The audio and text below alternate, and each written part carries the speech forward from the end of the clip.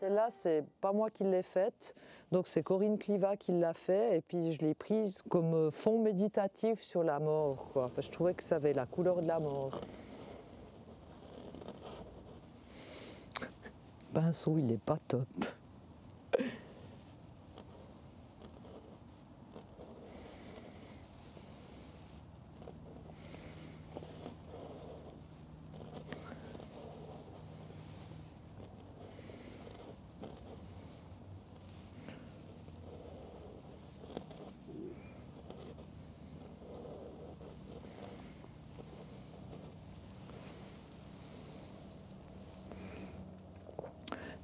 La date de naissance, elle est floue, donc du coup, on ne sait pas exactement quand je suis née.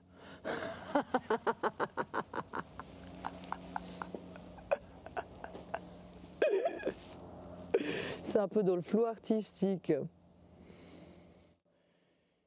Du coup, j'ai eu une fois la sensation effectivement que j'allais mourir. Je faisais à un moment donné du VTT et puis j'ai eu un accident. Je suis sortie de mon chemin et je suis je suis tombée dans un ravin et après 6 mètres, il y avait une rivière.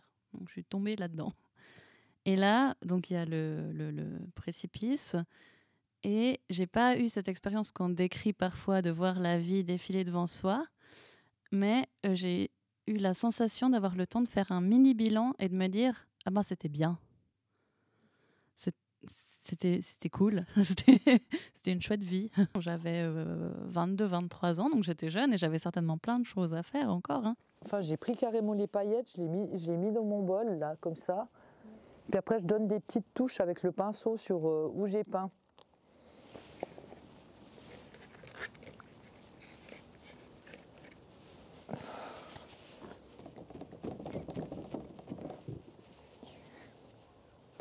Là, j'ai fait un triptyque. C'était vraiment un rêve. J'étais dans ma chambre, en train de dormir en été, ou au printemps-été, parce que j'étais légèrement vêtue.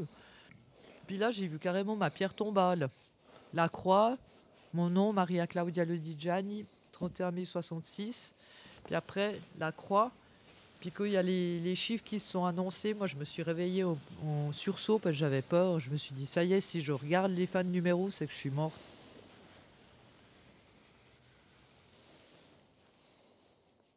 Mon papa est décédé en fait d'une maladie dégénératrice.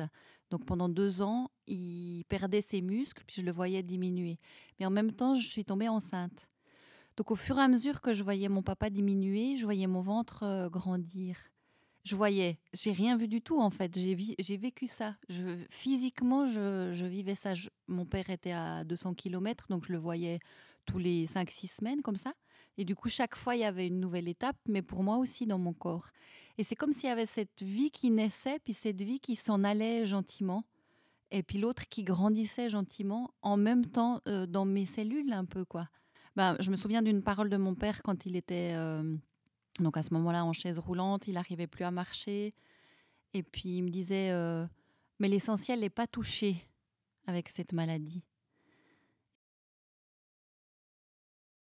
C'est qu'au fait, le nouveau-né à la naissance, avant de venir à la vie et qu'on coupe le cordon, à ce moment-là, il y a un ange qui vient lui parler, qui vient lui chuchoter sur le front et lui fait oublier toutes ses vies précédentes pour qu'il revienne à la vie innocent, d'une manière ouais, ouais, pure.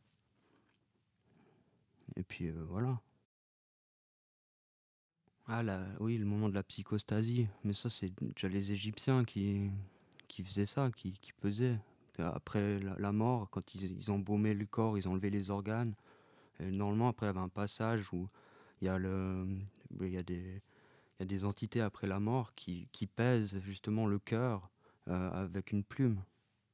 Et plus le cœur est lourd, plus la sentence va être longue ou le filtre va durer plus longtemps pour revenir à l'état de pureté initiale.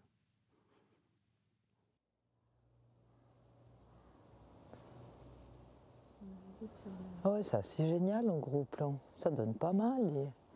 Ah, puis t'arrives sur la date.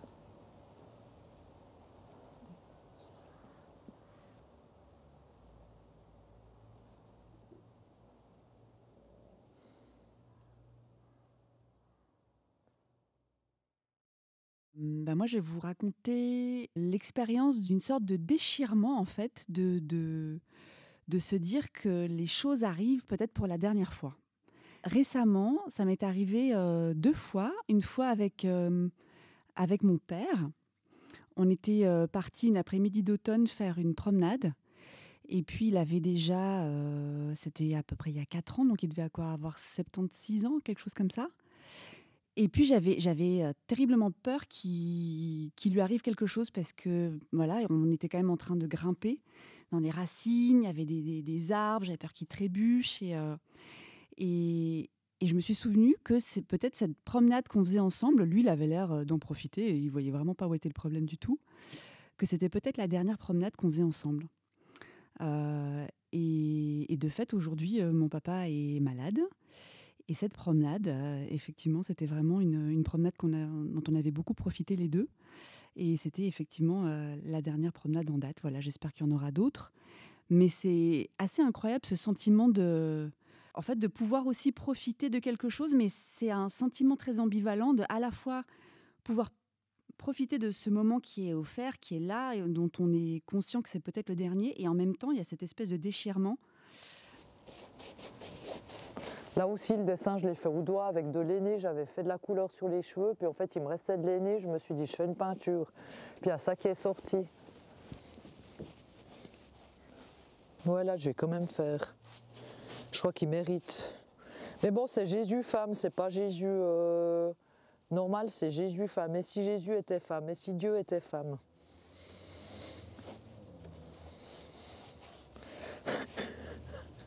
Elle s'est fait crucifier, quoi, la pauvre.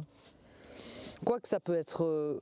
on peut imaginer la crucifixion, mais on peut imaginer quelqu'un qui tend les bras comme ça, puis qui est heureux de vivre. Et qui rayonne.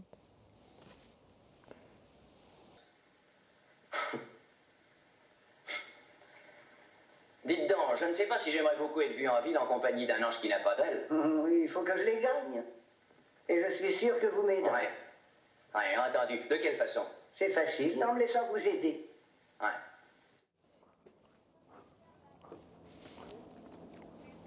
En train de grignoter.